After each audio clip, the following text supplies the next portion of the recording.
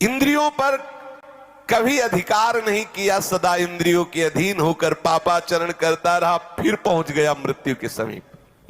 फिर गया। जिस महान दुर्गति से बचने के लिए हरि ने अवसर दिया था, फिर वहीं पहुंच गया। चूक हो गई। अब उस समय उसको जितने उसने पाप किए, भोग भोगे, वो सब एक साथ आकर्षित करते, ध्यान रखना, आकर्षित करते हैं। एक शब्द उच्चारण नहीं कर सकता, हृदय थर थर कांपने लगता है, श्वासों में कफ रुक जाता है, श्वासों में जाके अरे बहुत दुर्गति होती है, कफ रुक जाता है, ना तो नींद ले सकता है, ना तो भूल सकता है। कितने कितने भयानक कष्ट उसके ऊपर। स्त्री पुत्र नौकर चाकर सब उसकी अवहेलना करने लगते। वो बोलना चाहता, सुनो हमें प्यास लगी है, वो निकल गए, पास से निकल गए।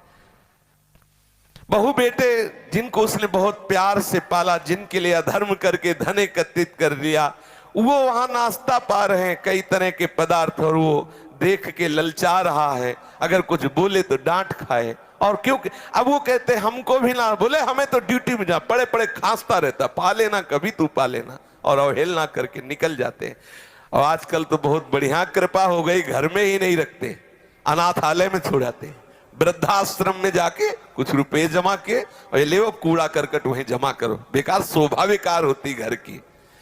जो भगवत स्वरूप वयोवृद्ध है, जिनकी सेवा करना हमारा परम धर्म है, उनको हम अनाथालय में भेज देते हैं। हाँ, क्यों? अब हमारी सो खराब होता है ना, दरवाजे में बैठे खांसता रहता, थूकता रहता है। वीआईपी लोग हमारे मित्र हैं, ये वहीं तुम भी पहुंचोगे, वीआईपी वहीं पहुंचोगे। जो तुम अपने माता पिता बुजुर्गों का अपमान कर रहे हो, ठीक आप अपने लिए इंतजाम कर रहे हैं, अपने लिए इंतजाम कर रहे हैं। आहार विहार की भारी अंदर तृष्णा, बाहर कुछ है नहीं।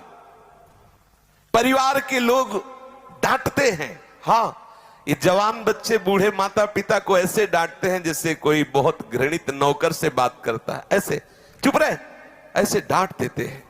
वो माता जिसने अपना वक्षा स्थल का दूध पिलाकर उसे बड़ा किया, जिसने उसे मल धोया, जिसने उसने अपने प्राणों की तरह पोषण किया, ठीक ऐसा जवाब देता है वही बालक जवान, कि उसका हृदय विदीर्ण हो जाता। मैंने तो आशा की थी ये कभी प्यार से और कभी पास बैठकर उनसे बात भी नहीं करता।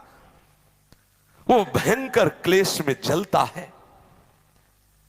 जो जो उसने कर्म किए, वो कर्म उसके ऊपर हावी होते हैं। अब लंबी लंबी सांस ले रहा, असमर्थ हो गया, कोई उपाय नहीं दिखाई दे रहा। मृत्यु काल का समय आ गया। अब उसका दम घुटने लगा, शरीर कांपने लगा, बार बार मूर्छा होने लगी। ऐसी अवस्था में उसका चिंतन फंसता है, मेरे धन का क्या होगा?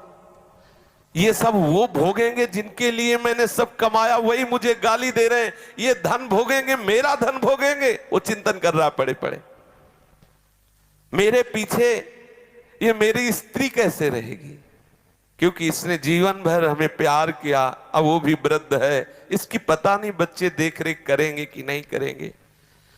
ये नौकर लोग पता नहीं हमारे परिवार का ख्याल करेंगे कि नहीं करेंगे।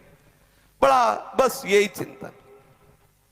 एक ऐसे ही चिंतन किए, मरे तो कुत्ता बने आकर के, और अपने दरवाजे में छोटे पिल्ला बने। जब पत्नी को देखते कू कू करके पत्नी लात मारती है, वो अब वो फिर उसकी तरफ तो लड़कों को बुलाती, ये दुष्ट मानता, डंडे मार को करके भागता, ना रोटी मिलती है, वो घर की तरफ भागता, क्योंकि उसको ये था मेरा ही घर है ना। दुर्दशा होनी।